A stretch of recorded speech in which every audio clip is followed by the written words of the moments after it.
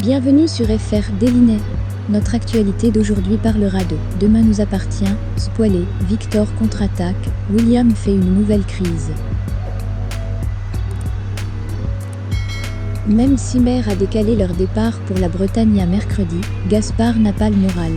Avec Ben et Océane, ils rejoignent ensuite Solène à la Paillote pour passer l'après-midi à la plage. Comme Gaspard fait la tête, son frère et ses sœurs l'enjoignent à profiter de l'instant présent. Et lorsque Ben entame une bataille de crème solaire, ils retrouvent tous le sourire. Plus tard, Océane et Solène sont ensemble. Tandis qu'Océane s'excuse de ne pas les avoir accueillis à bras ouverts, Solène, qui ne lui en tient pas rigueur, répond qu'elle est heureuse de l'avoir pour demi-sœur.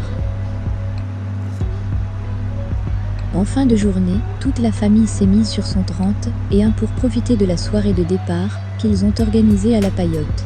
Sur un rythme de salsa, Tristan et Juliette ne tardent pas à se lancer dans une danse sous les regards amusés des adolescents. Persuadée que Victor a provoqué son infarctus, Marianne reçoit le commandant Constant pour lui faire part de ses soupçons. Afin de tirer cette histoire au clair, le policier pose quelques questions à Victor. Toutefois, ce dernier parvient à tirer la situation à son avantage en déclarant que ce n'est pas normal que l'on ait retrouvé une molécule extrêmement dangereuse dans ses analyses. Il va même jusqu'à dire que Garance a pu se tromper lors de l'injection qu'elle lui a faite juste avant son arrêt cardiaque. Par la suite, Martin interroge Marianne et Garance. Bien que la fille de Clémentine certifie qu'elle n'a commis aucune erreur, le commandant Constant prie Marianne de vérifier les traitements des patients le jour de l'infarctus de Victor afin de déterminer si elle a pu se tromper entre deux malades. Comme il n'est pas impossible que Garance ait fait une erreur médicale, Marianne craint que Brunet soit vraiment la victime. Dans le même temps, Victor explique à son fils que Marianne le soupçonne d'être à l'origine de son infarctus et qu'il pourrait retourner en prison. Timothée entre alors en crise. Alertée par le bruit, Marianne et Victoire débarquent dans la chambre où elle tombe sur l'adolescent qui ne cesse de murmurer qu'il ne peut pas vivre sans son père. Au petit déjeuner, William présente ses excuses à sa famille pour ses crises de somnambulisme qui les ont mis à plusieurs reprises en danger. En effet, le médecin pense être responsable de l'incendie, qui s'est déclaré quelques jours plus tôt, mais également du déplacement des chaises du salon sur la terrasse, ainsi que de la disposition de leurs photos de famille sur le sol de leur maison.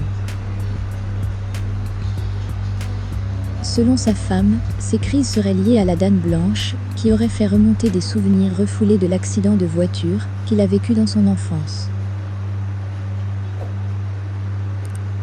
Au commissariat, la police est parvenue à découvrir l'identité de l'homme que Régis Daunier a percuté en juillet 1983. Le défunt, qui s'appelait Serge Toussaint, a laissé derrière lui sa femme Marie-Françoise et leur fille Séverine. Si Marie-Françoise est décédée des suites d'un cancer 5 ans plus tôt, Séverine habite toujours à Sète, où elle exerce le métier de garagiste comme son père. Dans la mesure où il y a une grande probabilité que Séverine soit la Dame Blanche, Karine prévient immédiatement Aurore. De son côté, Bénédicte propose à son frère de lui faire une séance d'hypnose pour comprendre ce qui est bloqué dans son inconscient. Réfractaire dans un premier temps, il accepte finalement de se prêter au jeu. Au cours de la séance, William revoit des images de l'accident. Lorsque sa sœur lui demande ce qu'il a vu, il prétend cependant que cela n'a pas fonctionné, puis refuse de retenter l'expérience. En parallèle, Aurore interroge Séverine Toussaint, qui affirme qu'elle adorerait que Régis Daunier paie pour avoir brisé sa famille. Après avoir remarqué un box cadenassé dans son garage, Aurore cherche à savoir ce qu'il dissimule, mais Séverine rétorque qu'il lui sert tout simplement de débarras. Convaincue qu'elle y cache quelque chose, Aurore questionne son employé. Malheureusement, ce dernier répond qu'il n'en sait pas plus, avant d'ajouter que personne n'a le droit d'y accéder. Aurore, qui trouve cela étrange, appelle le procureur pour obtenir l'autorisation de perquisitionner. La nuit tombée, William fait une nouvelle crise de somnambulisme. Tandis qu'Aurore tente de le réveiller, il s'installe au volant de sa voiture et allume le moteur. Merci d'avoir regardé et à la prochaine vidéo. N'oubliez pas de vous abonner à notre chaîne. En attendant, faites-nous part de vos commentaires dans la section commentaires ci-dessous. Au revoir.